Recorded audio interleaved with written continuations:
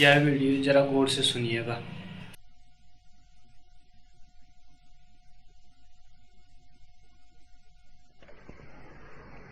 मेरे प्रिय आत्मन, एक छोटी सी कहानी से मैं संध्या की इस बातचीत को शुरू करूंगा।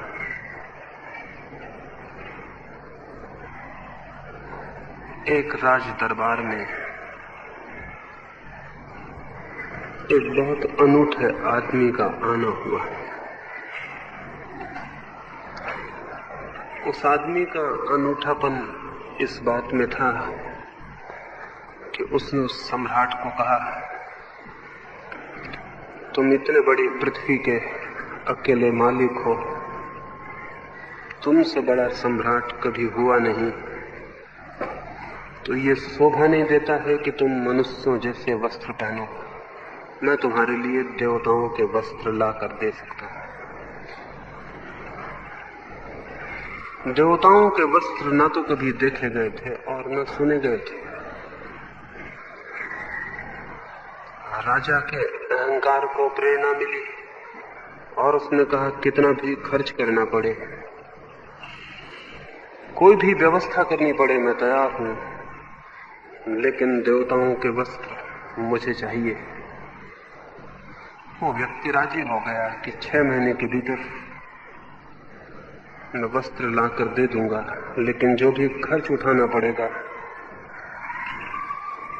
कितना ही खर्च हो, उसकी कोई गिनती न रखी जाए। 6 महीने के बाद मैं वस्त्र ला दूंगा। राजा राजी हो गया। उसके दरबारियों ने समझा कि ये निराश धोखा है, देवताओं के वस्त्र कहां से लाए जा सकते हैं। ये सिर्फ राजा को लूटने का उपाय था, इसलिए दरबारी कुछ कर भी ना सके। हजारों रुपए प्रतिदिन वो आदमी ले जाने लगा। देवताओं तक पहुंचने की व्यवस्था करनी थी, फिर देवताओं के द्वारपालों को रुष्वत देने की व्यवस्था करनी थी, फिर वस्त्रों के मूल्य चुकाने थे, और ऐसे रोज रोज काम निकलने लगे। लेकिन राजा भी हिम्मत का होगा। 6 महीने तक उस आदमी ने जो भी रुपए मांगे उसने दिए। 6 महीने के आखिरी दिन उसके घर पर सिपाहियों का पहरा लगा दिया। बहुत संभावना थी कि वो आदमी भाग जाए, लेकिन नहीं, राजा गलती में था, उसके दरबारी गलती में थे। वो आदमी भागा नहीं। नियत दिन पर, नियत समय वो एक बहुमूल्य पेटी को लेकर राज दरबार में उपस्थित हो गए। सारे गांव के लोग इकट्ठे हो गए थे। दरबार में बड़ी चहल पहल थी।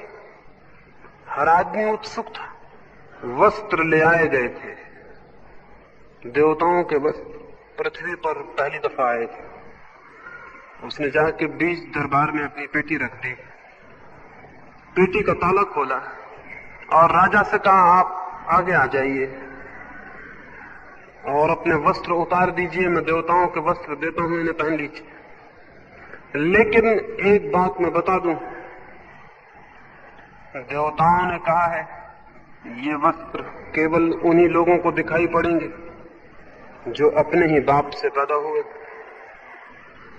ये वस्त्र सभी को दिखाई पड़ने वाले नहीं, ये कोई सामान्य वस्त्र नहीं। तो जो अपने ही पिता से पैदा हुए हैं उनको ये दिखाई पड़ेंगे। उसने वस्त्र निकालने शुरू किए। उसने कोट निकाला उस पेटी में से। उसके हाथ तो खाली दिखाई पड़ते थे, सारे दरबार के हर व्यक्ति को खाली दिखाई पड़ रहे, राजा को भी खाली दिखाई पड़ रहे थे। लेकिन उसने कहा, ये लीजिए कोट, अपना कोट अलग कर दें और इसे पहन लें। राजा को अपना कोट अलग कर देना पड़ा। हाथ खाली दिखाई पड़ रहे थे, उसमें कोई कोट नहीं दिखाई पड़ता था। लेकिन राजा ने सोचा, जब सारे लोग कुछ भी नहीं कह रहे, बल्कि दरबारी जोर से तालियां बजाने लगे और कहने लगे, इतने अद्भुत वस्त्र कभी नहीं देखे गए। प्रत्येक को मालूम पड़ रहा था वस्त्र नहीं है, लेकिन कौन ये कहलवाए कि वो अपने पिता से पैदा नहीं हुआ। ये भय, ये फियर भीतर काम करने लगा। और जब सब लोगों को दिखाई पड़ रहे हो तो मैं क्यों उलझन में पड़ूं, या आप क्यों उलझन में पड़े, या कोई भी क्यों उलझन में पड़े। प्रत्येक ने यही सोचा। किसी को भी वस्त्र दिखाई नहीं पड़ रहे थे, लेकिन उस दरबार में तालियां गूंजने लगी और वस्त्रों की प्रशंसा होने लगी, और प्रत्येक व्यक्ति दूसरे पड़ोसी से तेजी से प्रशंसा करने लगा, ताकि ये तय हो जाए कि वो अपने ही पिता का पुत्र है। राजा को भी मजबूरी थी, वो भी हंसा और उसने उस कोट की प्रशंसा की जो कहीं था ही नहीं। उसने अपना कोट उतार दिया और वो कोट पहन लिया, लेकिन राजा को पता न था कि बात और आगे बढ़ेगी। राजा का कमीज भी उतरवा लिया गया और झूठा कमीज उसे निकाल के दिया गया, वो भी उसे पहनना पड़ा। बात शुरू हो गई थी और अब बीच में इंकार करना कठिन था।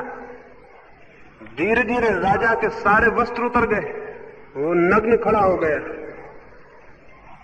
सारा दरबार देख रहा था कि वो नंगा खड़ा है, राजा देख रहा था कि वो नंगा खड़ा है, लेकिन सारे दरबारी ताली बजा रहे थे, वो वस्त्रों की प्रशंसा कर रहे थे।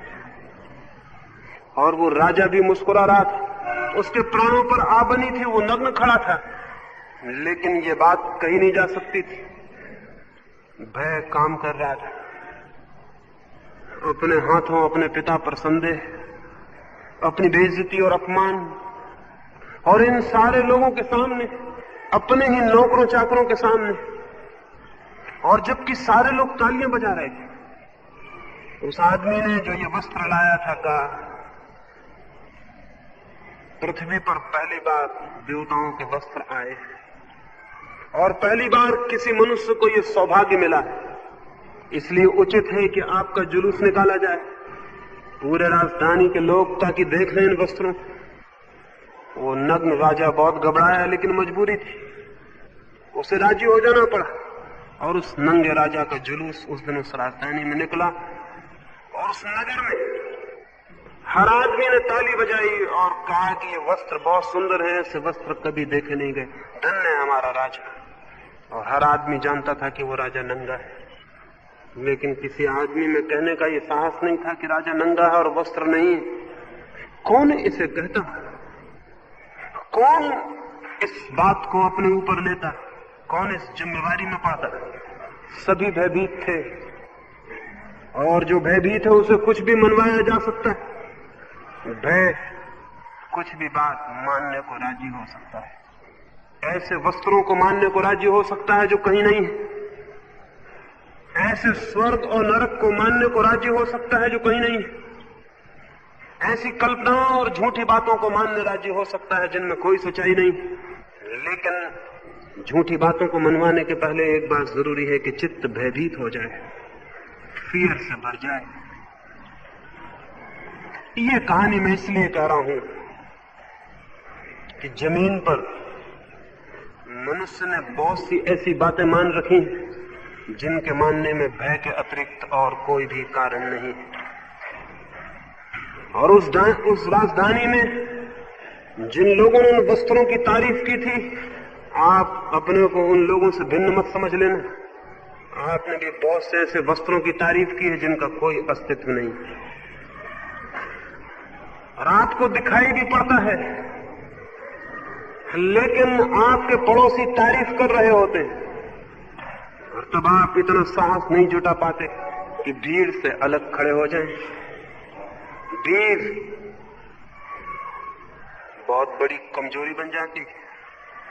भय और भीड़ और चारों तरफ एक ही बात को कहते हुए लोग, फिर इतना साहस जुटा पाना मुश्किल हो जाता है कि आप अकेले खड़े हो जाएं और कह दें कि ये वस्त्र झूठे हैं और राजा नंगा है।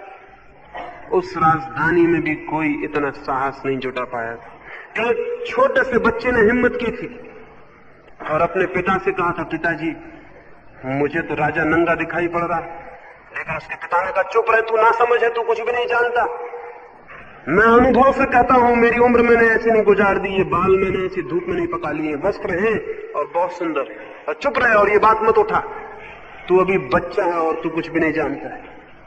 बच्चे कभी कभी सच्ची बातें कहते भी हैं तो बूढ़े उन्हें कहने नहीं देते, क्योंकि बच्चों को पता नहीं है उस भय का जो बूढ़ों को पता है।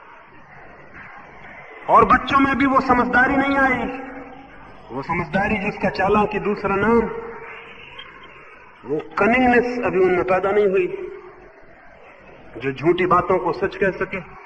उन्हें कई बार सच्चाइयां दिखाई पड़ जाती हैं। एक छोटे से बच्चे को मंदिर में ले जाएं और एक मूर्ति के सामने कहें कि ये भगवान है, प्रणाम करो, वो बच्चा अपने मन में हंसता है और देखता है कि एक मूर्ति रखी हुई है, लेकिन उससे कहा जा रहा है कि भगवान है और प्रणाम करो।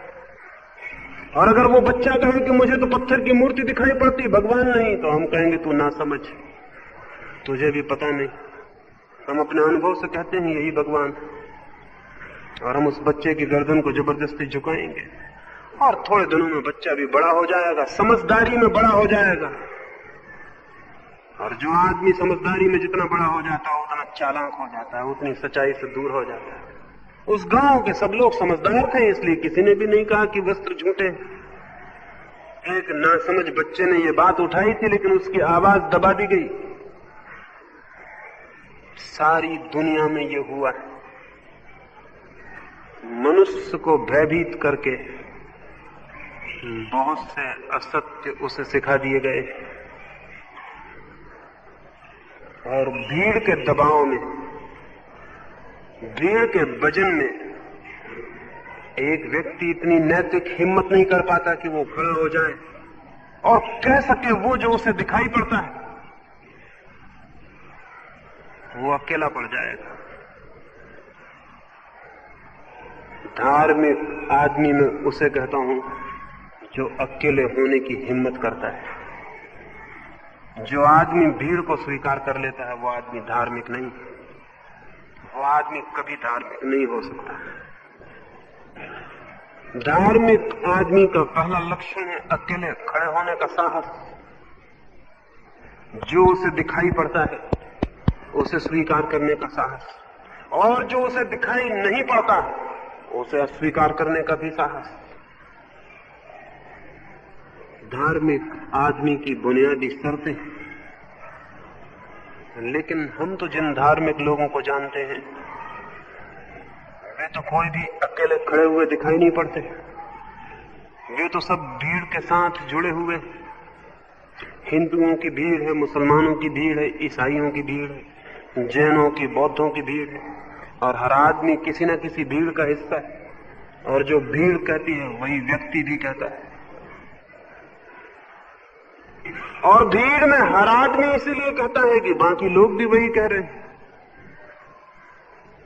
हर आदमी जानता है, हर आदमी को दिखाई पड़ती हैं बातें। आंखें अंधी नहीं है और कान बहरे नहीं है, और मस्तिष्क सोचता है, लेकिन चारों तरफ सारे लोग वही कहते मालूम पड़ते हैं, और तब व्यक्ति बड़ा अकेला पड़ जाता है। इसलिए मैं कहूंगा पहली बात, और उसी पर आज की संध्या आपसे मुझे बात करनी, और वो ये है भय, फियर धार्मिक आदमी का लक्षण नहीं है। क्योंकि जो भयभीत है वो कभी सत्य को नहीं खोज सकेगा और न सत्य को जान सकेगा। जो भयभीत है वो कभी इस योग्य नहीं हो पाता कि वो सत्य का साक्षात कर सके। उसका भय असत्य को ही मान लेने को मजबूर कर देता है।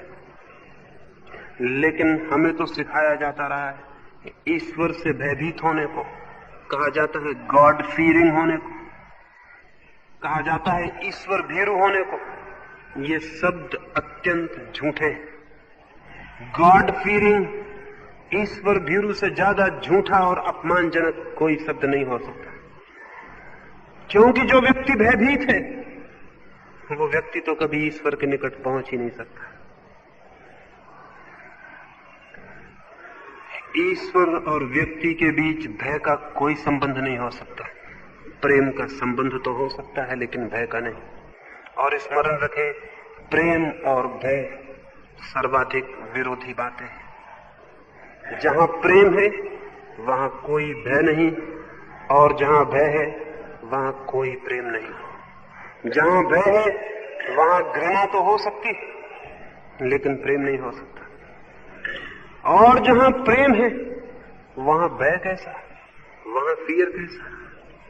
जिसे हम प्रेम करते हैं उसके प्रति हमारे चित्त के सारे भय विलीन हो जाते हैं, उससे हमें कोई भय नहीं रह जाता।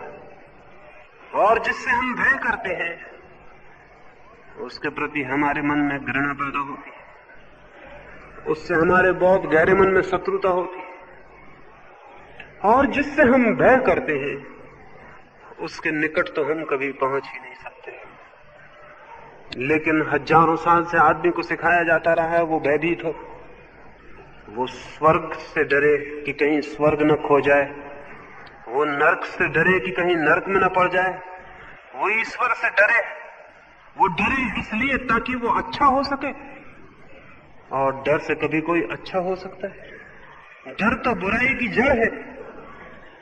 और आदमी को हम सिखाते रहे डरो ताकि तुम भले हो सको, और भले आदमी का पहला सूत्र होता है कि वो डरता नहीं। ये शिक्षा बड़ी उल्टी, क्योंकि जो डरता है वो सच्चा ही नहीं हो सकता, और जो सच्चा नहीं हो सकता वो भला कैसे हो सकता है। लेकिन ये कंट्राडिक्शन, ये विरोध हमें दिखाई नहीं पड़ता रहा, और इसलिए 5000 सालों की इस गलत शिक्षा का ये परिणाम है कि दुनिया रोज से रोज बुरी होती गई।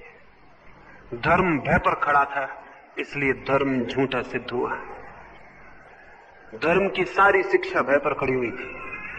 हम लोगों को समझाते रहे पाप करोगे तो नरक के कष्ट झेलने पड़ेंगे, नरक की अग्नि सहनी पड़ेगी, कड़ाहों में, जलते हुए कड़ाहों में तेल में चुड़ाए जाओगे, आग में डाले जाओगे। आदमी को हम भयभीत करते रहे कि घबरा जाओ ताकि पाप न कर सको, और प्रलोभन देते रहे स्वर्ग का।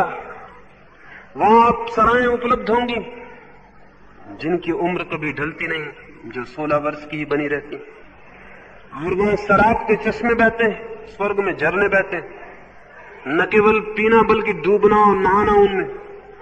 और वहां कल्प वृक्ष हैं जिनके भी नीचे बैठकर सभी इच्छाएं तत्क्षण पूरी हो जाती, और सभी सुख के साधन है वहां। स्वर्ग का हम प्रलोभन देते रहे आदमी को, अच्छे बनो ताकि स्वर्ग मिल सके, बुराई से बचो ताकि नरक जाने से बच सको। इस भय पर और प्रलोभन पर, और भय और प्रलोभन एक ही सिक्के के दो पहलू हैं। जिस चीज से हम भयभीत होते हैं उससे उल्टी चीज से हम प्रलोभित होते हैं, और जिस चीज से हमारे मन में लोभ पैदा होता है उसके खो जाने से डर पैदा होता है। लोभ और प्रलोभन एक ही सिक्के के दो हिस्से हैं, भय और प्रलोभन। स्वर्ग और नरक एक ही सिक्के के दो पहलू हैं। और आज तक हमने आदमी के मन को इन्हीं दो सिक्कों के नीचे दबाने की कोशिश की है, और इसका परिणाम यह हुआ कि आदमी धार्मिक नहीं हो सका, हो ही नहीं सकता था, क्योंकि जहां लोभ है और जहां भय है वहां धर्म कहां। लेकिन हजारों वर्ष तक इन शब्दों के दोहराए जाने के कारण, बात बार बार दोहराए जाने के कारण हम ये भूल ही गए कि हम सोच लें कि हम अधार्मिक क्यों होते जा रहे हैं। हम अधार्मिक रहे हैं, रहेंगे जब तक भय से धर्म का छुटकारा नहीं हो जाता। जब तक हम मनुष्य के मन को फियरलेस, अभय उपलब्ध नहीं करा देते, तब तक कोई आदमी धार्मिक नहीं हो सकेगा। और चूंकि हर मुल्क में भय के अलग अलग कारण हैं, इसलिए हमें अलग अलग स्वर्ग और नरक भी बनाने पड़े। अगर तिब्बती से हम पूछें कि तुम्हारा नरक कैसा है, तो वो कहता है एकदम ठंडा, बर्फ जैसा ठंडा। तिब्बतियों का नरक गर्म नहीं, क्योंकि तिब्बत में गर्मी भय नहीं है बल्कि आनंद है। तिब्बत में ठंड भय है, लोग ठंड से परेशान हैं, तो उनके नरक में उन्होंने बर्फ जमा दिया है जो कभी नहीं पिघलता, और उस बर्फीली घाटियों में नरक में डाल दिए जाएंगे लोग जो पाप करेंगे। तिब्बती आदमी डरता है ठंड से, तो उनका नरक ठंडा है। हम डरते हैं गर्मी से, सूरज तपता है और हम झुलस जाते हैं, तो हमारा नरक गर्म है, वहां कढ़ाई जल रहे हैं और आग जल रही है। ये हमारे भय के ऊपर खड़े हुए नरक हैं, इसलिए अलग अलग है। तिब्बतियों का नरक वही नहीं हो सकता जो हमारा नरक है, क्योंकि गर्म स्थान में वो बड़े प्रसन्न होकर नाचने लगेंगे, और अगर हमको हिमाच्छादित घाटियां मिल जाएं तो हम शायद समझेंगे हम कोई हिल स्टेशन पे आ गए हैं, नरक में नहीं। हम शायद हिमालय की यात्रा को आ गए। क्योंकि हमारे भय हर मुल्क में अलग हैं, इसलिए अगर दुनिया भर के नरकों का इतिहास आप पढ़ेंगे तो ये समझने में आसानी हो जाएगी कि जिस देश में जो भय है वही उस देश का नरक बन गया, और जिस देश में जिस चीज का प्रलोभन है वही उस मुल्क के लिए स्वर्ग बन गया।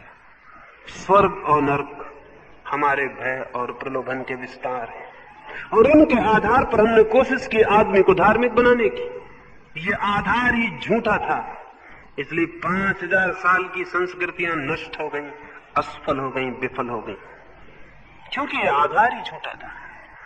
आदमी धार्मिक भय से नहीं बनता, आदमी धार्मिक अभय से बनता है।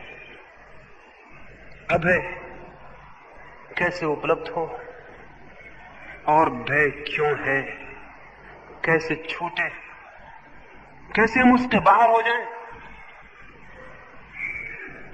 कौन से कारण हैं जिनकी वजह से हम भयभीत हैं, और उन भयभीत होने की जो चित्त दशाएं हैं वो हमारे शोषण की बुनियाद बन गई। पुरोहित और जो लोग धर्म का व्यवसाय करते हैं वो भली भांति समझ गए हैं कि आदमी के भय के कौन से कारण हैं, और आदमी के शोषण के लिए उन्होंने उनका उपयोग कर लिया। दुनिया में राजनीतिज्ञों या तथाकथित धार्मिक लोगों ने जो भी शोषण किया है वो सब भय के आधार पर किया है। एडोल्फ हिटलर ने अपनी आत्मकथा में लिखा है, अगर तुम्हें किसी भी कौम से कोई काम करवाना हो तो उसे किसी काल्पनिक शत्रु के नाम से भयभीत कर दो, फिर वो कौम कुछ भी करने को राजी हो जाएगी। और ये उसने अपने अनुभव से लिखा है। उसने लिखा है कि अगर किसी कौम को युद्ध पर लड़वाना हो तो एक झूठा शत्रु पैदा कर दो जिससे वो भयभीत हो जाए।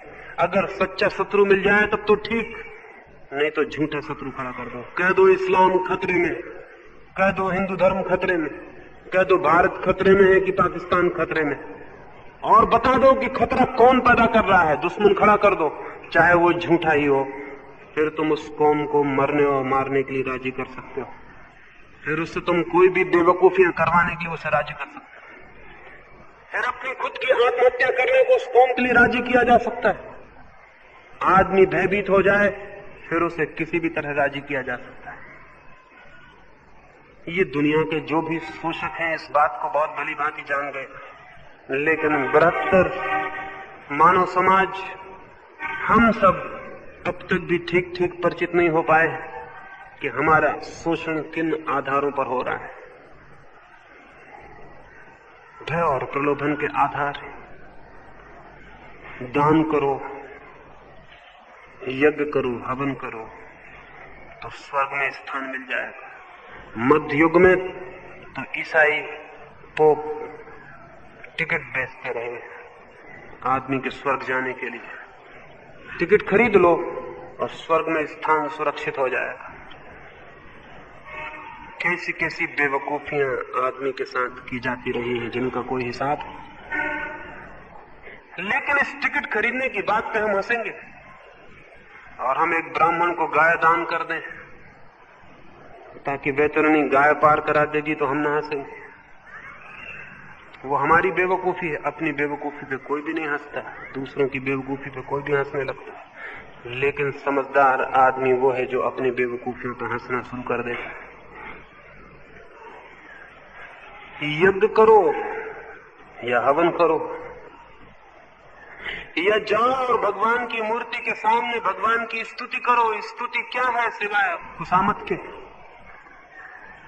क्या है सिवाय परमात्मा की प्रशंसा के? और क्या ये भूल भरी बात नहीं है कि हम ये सोचते हो कि भगवान की प्रशंसा करके हम उसे प्रसन्न कर लेंगे? क्या हमने भगवान को भी एक कमजोर आदमी की शक्ल में नहीं सोच लिया? किसी आदमी के पास जाते हो, कहते हैं आप बहुत महान हो, और उसकी छाती फूल जाती है और सिर ऊंचा हो जाता है। शायद हम सोचते हैं भगवान के सामने खड़े हो कहें कि तुम महान हो और पतित पावन हो, तो शायद वो भी गरूर से और अहंकार से भर जाता हो और खुश हो जाता। कैसे पागल हैं हम? या कि हम भगवान को जाके कहें कि हम कुछ चढ़ा देंगे, कुछ त्याग कर देंगे। कैसी नासमझियां हैं। और इनके आधारों पर हम सोचते हैं कि हम धार्मिक हो जाएंगे। इस तरह हम धार्मिक नहीं हुए, लेकिन धर्म का शोषण करने वालों का एक व्यवसाय जरूर मोटा और तगड़ा हो गया। एक परंपरा जरूर खड़ी हो गई शोषकों की, जो हमारी कमजोरियों का शोषण कर रहे हैं और हमें समझा रहे हैं कि तुम ऐसा करो। इस तरह के निवेदन, इस तरह की प्रार्थनाएं, इस तरह के यज्ञ, इस तरह के हवन, इस तरह की पूजा, इस तरह तुम करो तो परमात्मा प्रसन्न होगा और तुम्हें सुख देगा, और तुमने ये नहीं किया तो परमात्मा नाराज होगा और दुख देगा। परमात्मा हमें सुख दे या न दे, लेकिन इन पूजाओं प्रार्थनाओं से जो पूजा और प्रार्थना कराते हैं उन्हें जरूर बहुत सुख मिल जाता है। और हम पूजा और प्रार्थना न करें तो हमें दुख मिलेगा या नहीं ये तो पता नहीं, लेकिन जो पूजाएं और प्रार्थनाएं करवाते हैं वे जरूर दुख में पड़ जाएंगे। हमारे मन को लोभ दिए गए हैं और भय दिखाया गया है। बहुत प्रकार के लोभ, बहुत प्रकार के भय। क्या इन्हीं भय के कारण ही आप मंदिरों में नहीं जाते? क्या इन्हीं लोभों के कारण आपने भगवान की स्तुति और प्रार्थनाएं नहीं की? अगर की हो तो जानना कि वे प्रार्थनाएं झूठी थी और वे मंदिर झूठे थे जिनमें आप गए, वो आपका जाना झूठा था। लेकिन क्या कभी ऐसे मन को भी आपने अपने भीतर अनुभव किया है जो न लोभ से भरा हो और न भय से, लेकिन प्रेम से परिपूर्ण? अगर ऐसे मन को आपने जाना है तो वही मन असली प्रार्थना है, वही मन असली मंदिर है, जहां न लोभ है और न भय है, लेकिन प्रेम है। और प्रेम वही होता है जहां लोभ और भय नहीं होते। तो क्या करें? कैसे भय से मुक्त हो जाएं? कुछ लोगों ने भय से मुक्त होने की कोशिशें की हैं, तो वो इस तरह के भय से मुक्त हो गए हैं जो और घबराने वाले और हंसाने वाले। एक आदमी भय से मुक्त होना चाहता है, एक सांप पाल लेता है और गले में लटका लेता है और सोचता है कि अगर मैं सांप के साथ रहना सीख गया तो मैं भय से मुक्त हो गया। और ऐसे पागलों की कमी नहीं है जो उसके पैर छूने को भी मिल जाएंगे और कहेंगे ये अभय को उपलब्ध हो गया, क्योंकि इसने एक सांप गले में लटका रखा है, इसको भय नहीं। यह कि आदमी सोचता है मैं घर द्वार छोड़ दूं, सड़क पे खड़ा हो जाऊं तो मैं अभय को उपलब्ध हो जाऊंगा, क्योंकि घर के साथ, परिवार के साथ बहुत से भय जुड़े थे। नुकसान हो सकता था, घाटा लग सकता था, पत्नी मर सकती थी, बच्चे बीमार पड़ सकते थे, और न मालूम क्या क्या हो सकता था। वो सब मैं छोड़ के सड़क पे आ गया, मैंने सारे भय छोड़ दिए, अब मैं निर्भय हो गया हूं। कोई सोचता हो कि निर्भयता ऐसे आती हो तो वो गलती में। एक फकीर की कहानी में सुनाऊं, उससे मेरी बात समझ में आ सके। उस फकीर ने भी इसी भांति चाहा कि वो अभय को उपलब्ध हो जाए, फियरलेसनेस को पाले। तो उसने जंगल में जाकर, घने जंगलों में, पहाड़ों में, जहां कोई आदमी न पहुंचता था, जहां जंगली जानवरों का हमेशा प्राण को ले लेने का भय था, जहां भयंकर विस्तर सर्प सरकते थे, वहां उसने एक कुटी बना ली और रहने लगा। धीरे धीरे उसकी खबर पहुंचनी शुरू हो गई, धीरे धीरे गांव गांव में उसकी चर्चा हो गई, धीरे धीरे लोग उसके दर्शन को पहुंचने लगे और कहने लगे कि वही है अकेला जो अभय को उपलब्ध हुआ है। वो बूढ़ा हो गया था। कहते हैं उसके पीछे अगर आकर सिंह भी गर्जना करे तो वो लौट के भी नहीं देखता कि पीछे कौन खड़ा है, वो बैठा रहता जैसा बैठा था। सांप उसके ऊपर चढ़ जाते तो उसको सिहरन भी पैदा नहीं होती थी, उसके रोंगटे भी खड़े नहीं होते थे। एक नया भिक्षु, एक नया साधु उसके पास पहुंचा। एक संध्या, जबकि सूरज ढलने को था। वो वृद्ध साधु बाहर अपनी कुटी के उस निबिड़ वन में एक चट्टान पर बैठा हुआ था, नग्न। उसके पास ही वो नया भिक्षु भी जाके एक छोटे पत्थर पर बैठ गया और उस बूढ़े साधु से उसने पूछा कि परमात्मा को पाने का रास्ता क्या है। उसका तो एक ही उत्तर था हमेशा से, अभय।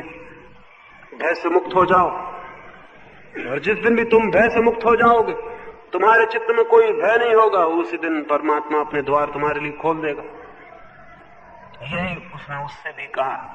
जब ये बात ही चलती थी कि तभी एक जंगली जानवर ने आके पीछे जोर से चिंघाड़ा, आवाज की। वो नया भिक्षु खड़ा हो गया, उसके हाथ पैर कपने लगे। वो बूढ़ा भिक्षु हंसा और उसने कहा, रे तुम डरते हो? सन्यासी हो कि डरते हो? और जहां डर है वहां धर्म नहीं हो सकता। वो युवक बोला, मैं तो डरता हूं, और घबराहट में मुझे बहुत जोर से प्यास लगाई। क्या आप थोड़ा पानी मुझे दे सकेंगे ताकि मैं इतनी ताकत जुटा सकूं कि मैं गांव तक वापस पहुंच जाऊं? अब मुझे कोई धर्म वगैरह नहीं सुनना है, मुझे वापस जाना है। वो बूढ़ा हंसा और उठ के अपनी कुटी के भीतर गया। वहां से वो पानी लेके वापस आया। लेकिन जब वो कुटी के भीतर था तो उस युवक साधु ने जिस चट्टान पर वो बूढ़ा बैठा हुआ था, उस पर एक पवित्र ग्रंथ की पंक्ति लिख दी, एक धार्मिक ग्रंथ की पंक्ति लिख दी जिसको वो बूढ़ा मानता था। एक पत्थर से उठा के उसने पवित्र मंत्र लिख दिया। बूढ़ा आया, जैसे उसने पैर उठा के चट्टान पर रखना चाहा, देखा कि पवित्र मंत्र नीचे लिखा हुआ। उसका पैर कब गया और वो नीचे उतर गया। उस युवक की बारी थी, वो हंसा और उसने कहा, डरते आप भी हैं, भयभीत आप भी हैं, और जहां तक मेरे भय का संबंध है वो तो स्वाभाविक है, और आपका भय बिल्कुल ही अस्वाभाविक है। पवित्र मंत्र पर पैर न पड़ जाए, इससे वो बूढ़ा भी डर गया। जो सिंह की गर्जना से नहीं डरता, जो सांपों के लपट जाने से नहीं डरता, जो निबिड़ अंधकार वन में अकेला रहता है और नहीं डरता, वो भी पवित्र मंत्र नीचे लिखा हुआ है, उस पर पैर न पड़ जाए इसलिए डर गया। उस युवक ने कहा, मैं तो परमात्मा को कभी जान भी लूं, लेकिन स्मरण रहे आप कभी न जान पाएंगे। मैं भी आपसे यही निवेदन करना चाहता हूं। भय से मुक्त होने का ये मतलब नहीं है कि बस आती हो तो आप सामने ही खड़े हो जाएं। ये मूढ़ता होगी, इडियोटिक होगा, ये भय से मुक्त होना नहीं होगा। नहीं, भय से मुक्त होने का ये मतलब है कि जहां धूप हो वहां आप खड़े हो जाएं, न गड्ढों में कूद जाएं। भय से मुक्त होने का ये मतलब नहीं। भय से मुक्त होने का है जो साइकोलॉजिकल, जो मानसिक भय हमने तैयार कर रखे, उनसे मुक्त हो जाए। ये तो जीवन की संवेदना है, बोध है। अगर सांप रास्ते पर है और आप रास्ते से हट जाते हैं तो ये भय नहीं है, ये तो सहज समझ है, ये तो होश है, ये तो स्वस्थ चित्त का लक्षण है।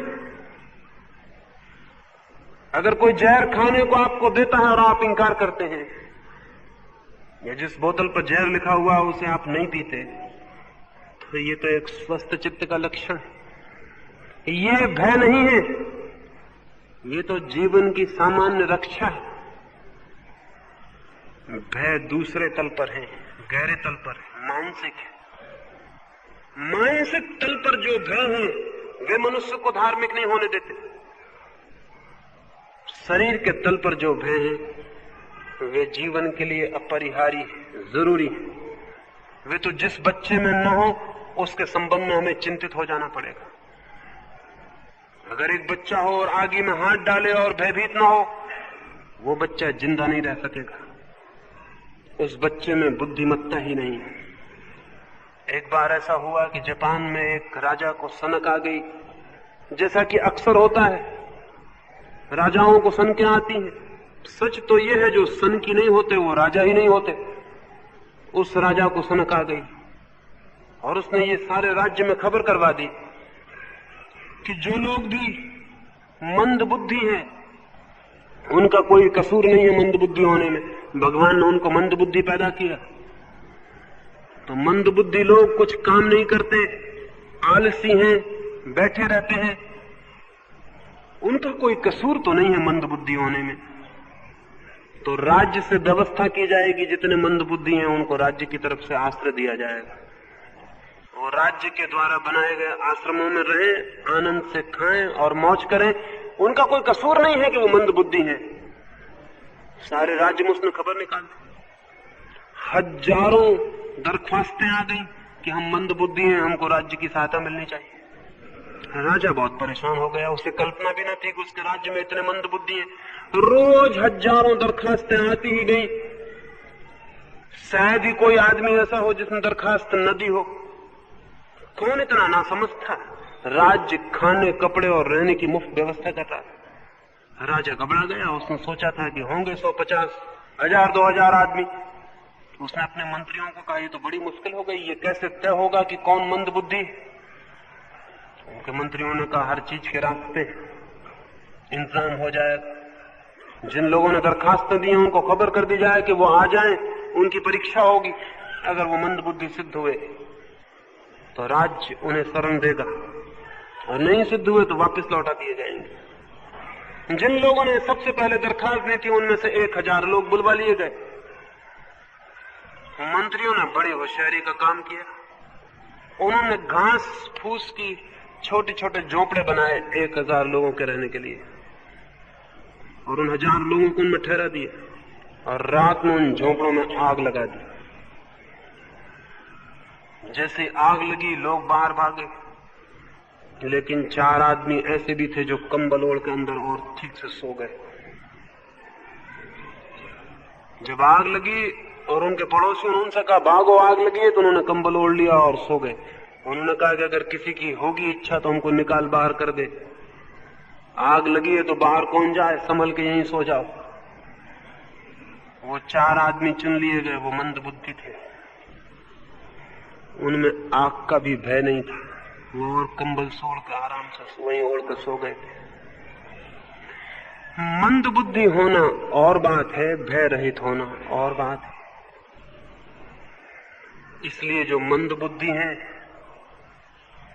उनको अगर इस तरह के भय से मुक्त होना हो कि ट्रेन के सामने खड़े हो जाएं या बस के सामने या सांप को गले में लटका लें, तो मंद बुद्धियों के लिए ये बहुत आसान है, इसमें कोई कठिनाई नहीं है।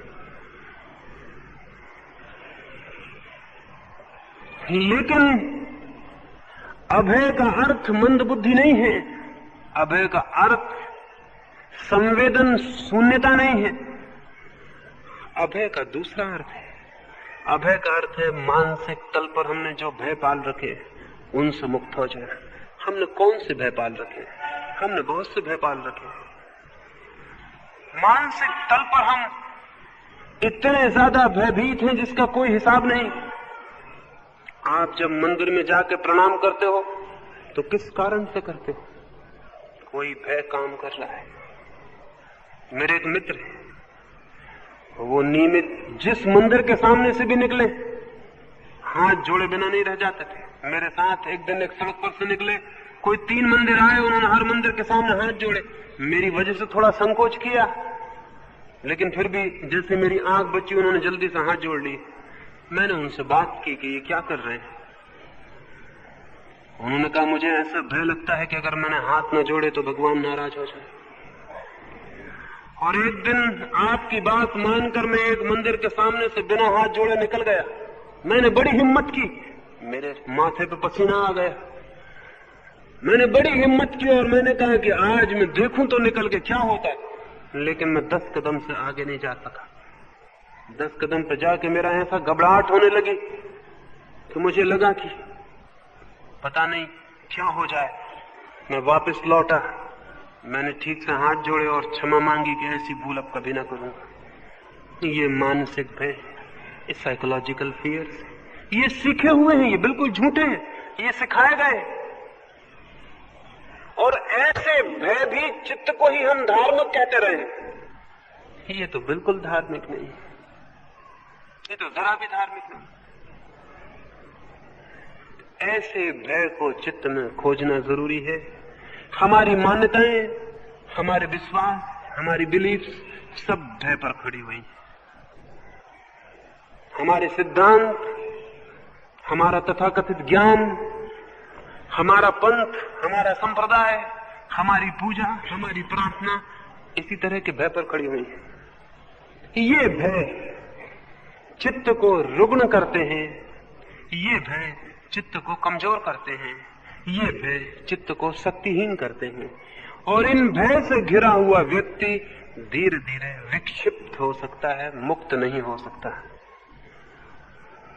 ये जाल भय का तोड़ना जरूरी है, लेकिन हमको भय लगेगा कि अगर हमने ये जाल तोड़ा तो फिर हम धार्मिक न रह जाएंगे, फिर तो हम अधार्मिक हो जाएंगे। ये भी हमें सिखाया गया है कि इन भय से जो भयभीत होता है वही आदमी रिलीजियस, वही आदमी धार्मिक, वही अच्छा आदमी।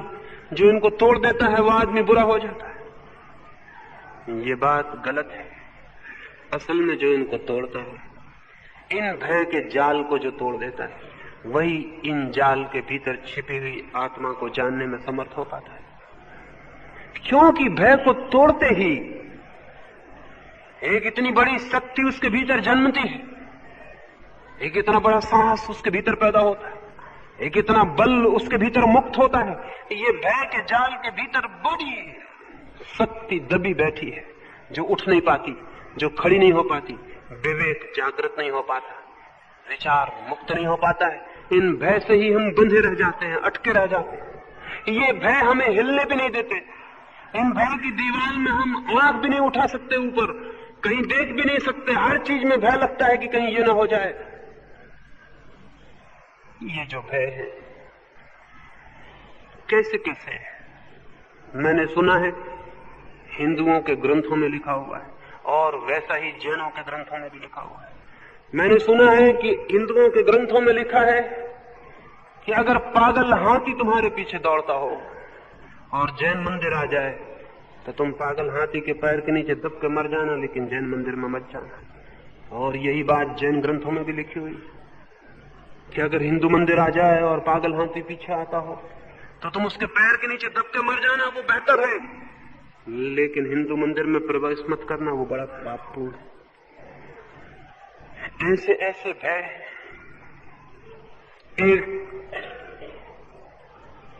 एक जैन साधु मेरे पास ठहरे। उन्होंने सुबह उठ के ही मुझसे कहा, जैन मंदिर कहाँ है, मैं वहां जाना चाहता हूं। मैंने उनसे कहा, वहां जाके क्या करिएगा? उन्होंने कहा, मुझे वहां एकांत में आत्मचिंतन करूंगा, ध्यान करूंगा, सामायिक करूंगा। मैंने उनसे कहा, मेरे पास जहां आप ठहरे हैं, जितनी शांति और एकांत है, उतनी शांति और एकांत में यहाँ का मंदिर नहीं है। क्योंकि मंदिर जो भीड़ बनाती है वो अपने आसपास ही बनाती है। तो जहां यहाँ भीड़ रहती है वहीं वो मंदिर है। वहां बहुत शोरगुल है, वहां क्या करिएगा, यहाँ बहुत एकांत है। वे बोले कि नहीं, फिर भी ये रहने का मकान है, इसमें लोग रहते हैं, मंदिर में कोई रहता नहीं, इसलिए उसकी पवित्रता दूसरी, मैं वहीं जाऊंगा। तो मैंने उनसे कहा, हमारे पड़ोस में ही एक चर्च है, वहां भी कोई नहीं रहता, आप उस चर्च में चले चलिए। उन्होंने कहा, चर्च? आप कैसी बातें करते? मैं जो आपसे पूछ रहा हूं उसका उत्तर दीजिए कि जैन मंदिर कहाँ है, आप दूसरी बातें मत करिए।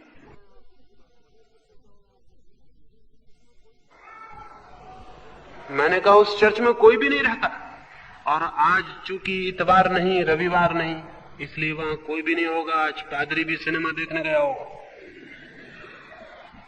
रविवार को वहां लोग होते हैं तो पादरी भी वहां रहता है, क्योंकि मैं कई दफा जब रविवार नहीं होता वहां जाता हूं, मुझे पादरी भी नहीं मिलता। तो वहां कोई भी नहीं होगा, एकदम एकांत, बड़ी शांति में वो जगह, चले चलिए। लेकिन चर्च शब्द भय पैदा करता है, जैन शब्द प्रलोभन पैदा करता है। वो अपना मंदिर है, अपने भगवान का। ये दूसरों का मंदिर है, ऐसे भगवानों का जिनका होना भी तय नहीं। यहां जाने में कोई अर्थ नहीं है, कोई लाभ नहीं है। वो ईसाई से कहिए तो जैन मंदिर का सवाल हो जाएगा, वो हिंदू से कहिए, मुसलमान से कहिए। ये सारे भय हैं हमारे भीतर। ये जो मानसिक तल पर भय है, ये जो साइकोलॉजिकल फियर्स, क्या इनके रहते हुए कोई आदमी धार्मिक हो सकता है? नहीं हो सकता है। ये जाल टूट जाना चाहिए, और ये जाल टूटना बहुत कठिन नहीं है। ये असंभव तो है ही नहीं, कठिन भी नहीं है, बहुत सरल है। असल में ये जाल कोई ऐसा जाल नहीं है जिसकी वास्तविक जंजीरें हों, केवल शब्दों की जंजीरें हैं, और शब्दों की जंजीरें कागजों से भी कमजोर है। इनको कोई देख ले तो इनसे मुक्त हो जाता है, इनको कोई समझ ले तो इनसे मुक्त हो जाता है। इनकी अंडरस्टैंडिंग ही इनसे छुटकारा बन जाती है, इनको तोड़ना नहीं पड़ता। एक दफा अपने मन में ये देख लें कि मेरे चित्त में कौन कौन से मानसिक भय बैठे हुए, उनको देख लेना, उनको पहचान लेना, उनको जान लेना ही उनसे छुटकारा है। उनको जानने के बाद उनका कोई बंधन नहीं रह जाएगा, क्योंकि आप खुद उन पर हंसने लगेंगे कि ये क्या पागलपन, ये क्या ना समझे है, ये मैं क्या कर रहा हूं, ये सब मैंने कौन सा जाल मन के ऊपर रच रखा है। अगर आप एक बार अपने मन के इस जाल को देख लेंगे तो दिखाई पड़ेगा एकदम काल्पनिक है ये जाल। इसमें आप बंधे हैं केवल इसलिए कि इस जाल को आपने सत्य समझ रखा है, और अगर आपको ये दिखाई पड़ जाए ये असत्य है तो आप छूट गए। सत्य समझा है इसलिए बंधे हैं, समझ बांध रही है, और कोई जाल नहीं है जो बांध रहा हो। एक छोटी सी कहानी कहूं, उससे शायद मेरी बात ख्याल में आ सके। एक रात, अंधेरी रात में, एक बड़ा काफिला एक रेगिस्तानी सराय में आके ठहरा। कोई 100 ऊंट थे उस काफिले के पास। आधी रात हो गई थी, शायद वे रास्ता भटक गए थे और सांझ को पहुंचने वाले थे, लेकिन रात को पहुंचे। सभी थके हुए थे। उन्होंने जल्दी जल्दी खूंटियां गाड़ी, रस्सियां बांधी और अपने ऊंटों को बांधा, लेकिन शायद जल्दबाजी में एक खूंटी और एक रस्सी खो गई, या कहीं रास्ते में गिर गई। 99 ऊंट तो बांध दिए गए, लेकिन एक ऊंट बिना बंधा रह गया। आधी रात हो गई थी, वे सो जाना चाहते थे, और ऊंट को बिना बंधा छोड़ना ठीक नहीं था। रात अंधेरी थी और वो भटक सकता था। तो उन्होंने सराय के मालिक को जाके कहा कि अगर एक खूंटी और एक रस्सी हमें मिल जाए तो बड़ी कृपा हो। एक ऊंट हमारा बिना बंधा रह गया, हमारी खूंटी कहीं खो गई या गिर गई, रस्सी भी हमारे पास नहीं है, 99 ऊंट बांध दिए गए हैं, एक बिन बंधा है। उस सराय के मालिक ने कहा, मैं तो बहुत गरीब हूं और यहाँ कोई खूंटी और कोई रस्सी नहीं है, लेकिन हाँ एक तरकीब बताता हूं, बांध दो, जाओ खूंटी गाड़ दो, रस्सी बांध दो और ऊंट से कहो सो जाओ। उन लोगों ने कहा, आप बड़े पागल मालूम पड़ते हैं, रस्सी और खूंटी होती तो हम आपके पास आते क्यों? रस्सी गाड़ दें, खूंटी बांध दें, आपने बड़ी अच्छी बात बताई, लेकिन हम पर है नहीं। उसने कहा कि जो नहीं है उसी को गड़ा दो और जो नहीं है उसी को बांध दो। झूठी खूंटी ठोक दो जमीन में, अंधेरे में ऊंट को समझ में पड़ जाए कि खूंटी ठोकी गई, और झूठी रस्सी उसके गले में हाथ फेर दो और बांध दो और कह दो बैठ जाओ। लेकिन उन लोगों ने कहा विश्वास नहीं पड़ता। वो बूढ़ा हंसा कि तुम विश्वास नहीं करते ऊंट के बाबत, मैं आदमियों को ऐसी खूंटियों से बंधे देखता हूं जो नहीं है। तुम जाओ कोशिश करो, ऊंट तो ऊंट है, आदमी राजी हो जाता है। वो गया, मजबूरी थी, जाना पड़ा। ऊंट के पास, उनके पास नहीं थी खूंटियां। अब बूढ़े ने कहा था तो देख लें ये भी करके। उन्होंने खूंटी ठोकी जैसी कि असली खूंटी ठोकी जाती, आवाज की, गड्ढा किया, ऊंट खड़ा अंधेरे में देखता रहा, खूंटी ठोकी जा रही थी। फिर उन्होंने ऊंट के गले में हाथ डाला और जैसे रस्सी बांधी जाती थी वैसी कोशिश की। ऊंट ने समझा होगा, रस्सी बांध दी गई। और फिर उन्होंने कहा बैठ जाओ, और ऊंट बैठ गया और वो जाके सो गए। और सुबह वो उठे और काफिला नई यात्रा पर जाने को हुआ।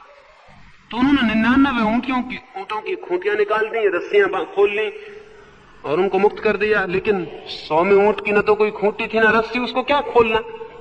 उन्होंने 99 ऊंट तो खोल दिए, वो ऊंट चलने को राजी हो गए, लेकिन 100वां ऊंट बैठा रहा। उन्होंने उसे बहुत धक्के दिए, बहुत आवाज की कि उठो, लेकिन वो उठने को राजी नहीं हुआ। कैसे उठता, उसकी खूंटी बंधी थी। बड़े हैरान हुए, समझे कि ये बूढ़ा सराय का जो मालिक है क्या कोई जादूगर है। एक तो ये विश्वास की बात नहीं थी कि झूठी खूंटी से ऊंट राजी हो जाएगा। राजी हो गया और हद हो गई, अब वो उठता भी नहीं। वो वापस गए और उन्होंने उस बूढ़े से कहा कि माफ करिए, वो उस ऊंट को उठाइएगा। वो तो बैठ ही रह गया, आपने क्या कर दिया। उन्होंने कहा मेरे पागल दोस्तों, पहले जाके खूंटी उखाड़ो, रस्सी खोलो। उन्होंने कहा लेकिन खूंटी है नहीं, रस्सी है नहीं। उन्होंने कहा जिस भांति रात ठोकी थी उसी भांति उखाड़ो। जो नहीं थी अगर वो ठोकी जा सकती है तो जो नहीं है वो निकालनी भी पड़ेगी। जाओ, मजबूरी थी, उन्हें जाना पड़ा। वो गए, उन्होंने जाके खूंटी निकाली, रस्सी खोली, ऊंट उठ के खड़ा हो गए, यात्रा पर राजी हो गए। उस बूढ़े आदमी ने ठीक कहा था, ऊंट तो ऊंट, आदमी भी राजी हो जाते।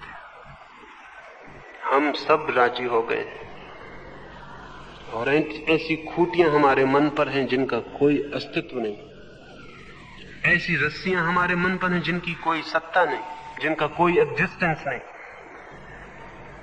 लेकिन आप पूछेंगे उखाड़े कैसे इनको, इनको निकालें कैसे? जरूर, जिस भांति इनको गड़ाया है उसी भांति इनको निकालना भी पड़ेगा।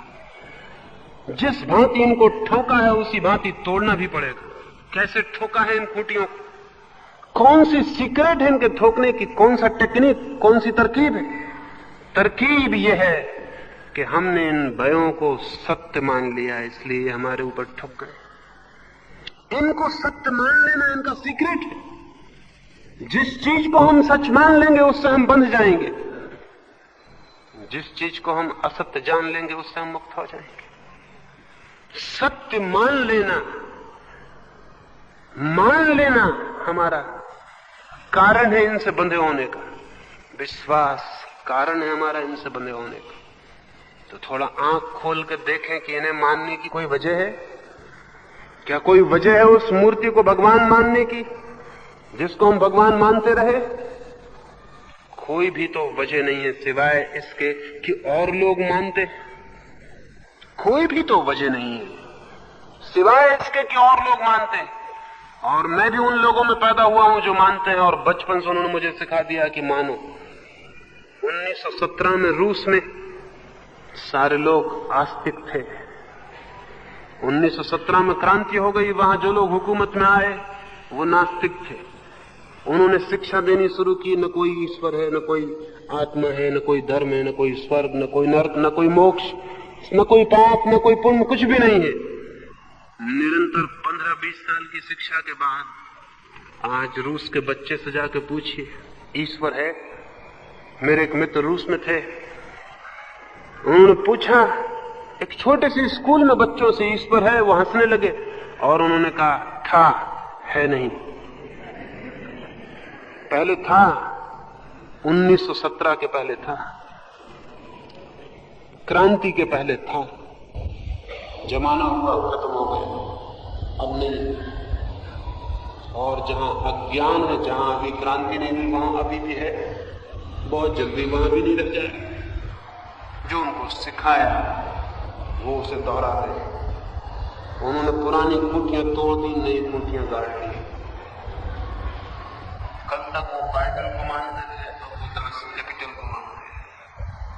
कल तक क्राइस्ट का जय जयगान करते थे, अब वो मार्क्स और लेनिन का जय जयगान। कल तक वो क्राइस्ट के चर्च के आसपास इकट्ठे होते थे, अब वो लेनिन की कब्र के आसपास इकट्ठे हो। बात वही, खूंटियां बदल गई, अब वो दूसरी खूंटियां गड़ गई, अब वो उनका जय जयकार कर रहे और सोचते होंगे कि ये खूंटियां सच है, इसलिए बांध लेते हैं। हम दूसरी तरह की खूंटियों में बंधे। दुनिया में कई तरह की खूंटियां हैं, लाल रंग की, हरे रंग की, सफेद रंग की। हिंदू की, मुसलमान की, जैन की, ईसाई की, न मालूम कितने प्रकार की खूंटियां, रंग बिरंगी खूंटियां हैं। और सौभाग्य या दुर्भाग्य से जो जिस खूंटे के घेरे में पैदा हो जाता है उसी से बंध जाता है। और बंधने का कुल कारण इतना है कि बचपन से सीख लेता है कि ये सत्य का कोई पता नहीं, और हम मान लेते हैं कि ये सत्य है, तो बंधन खड़ा हो जाए। कैसे इस खूंटी को उखाड़ दे?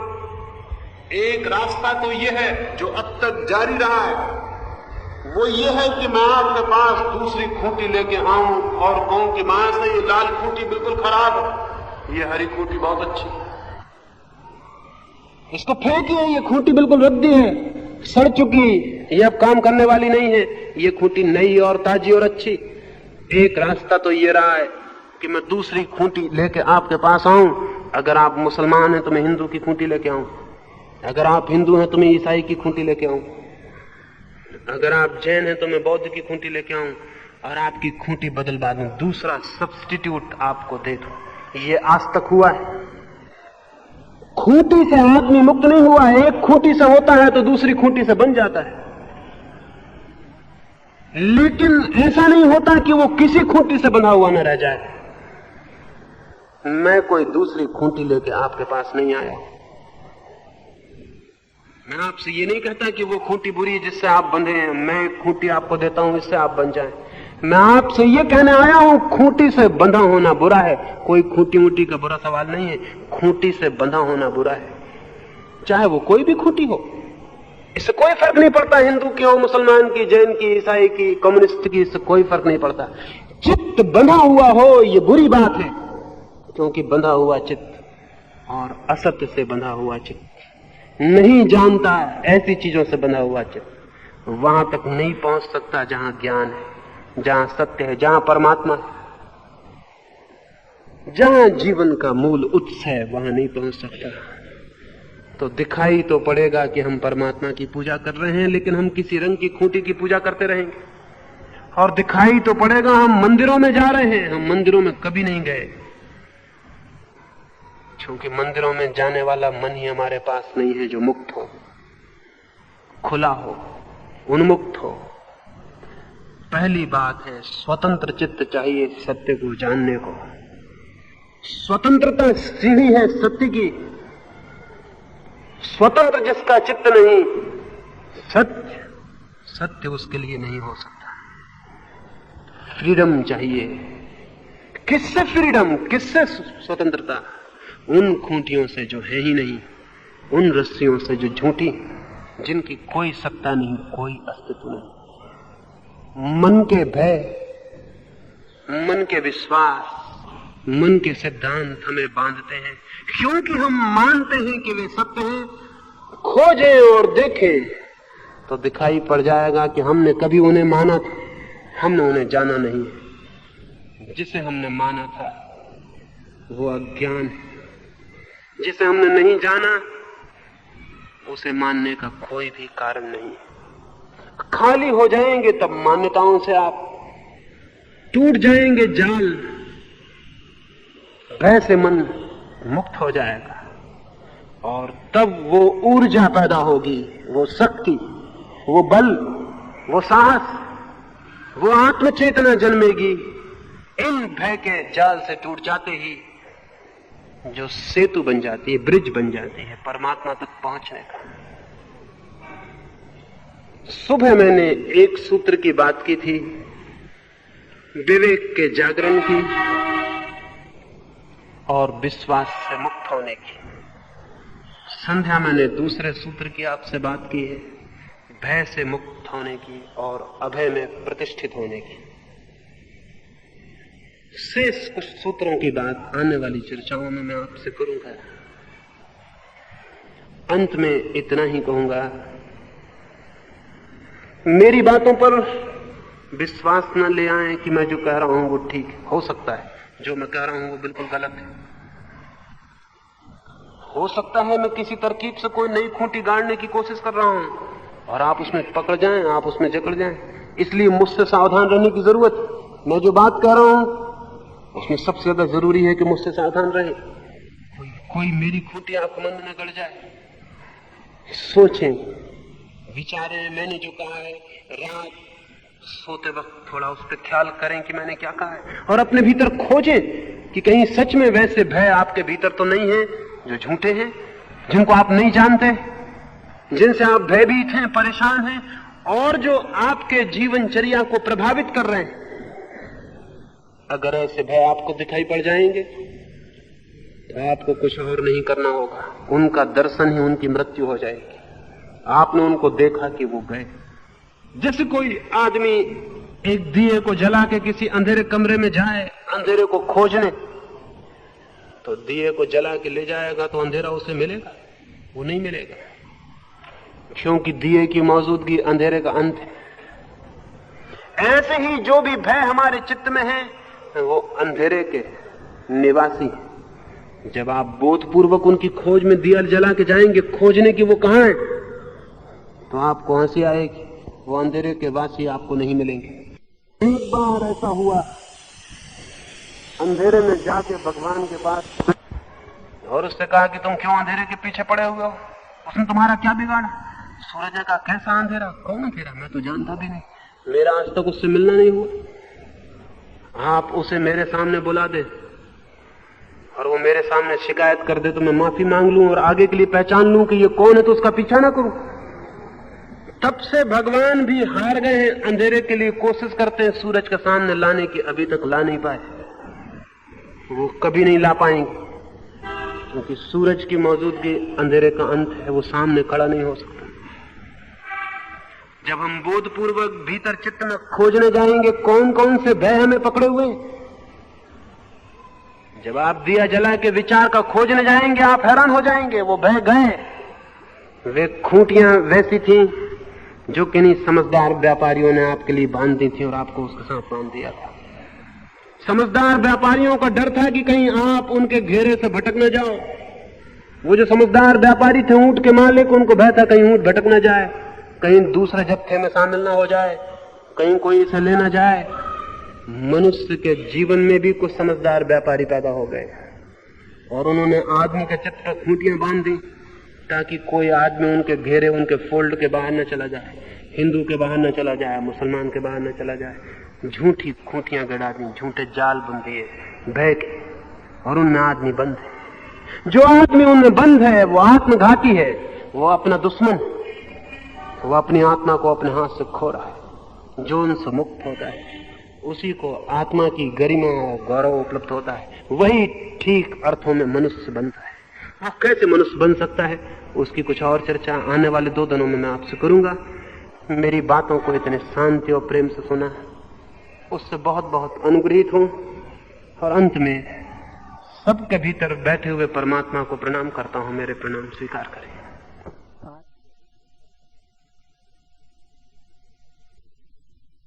अगर यह वीडियो आपको अच्छी लग रही हो तो वीडियो को लाइक और चैनल को सब्सक्राइब करें।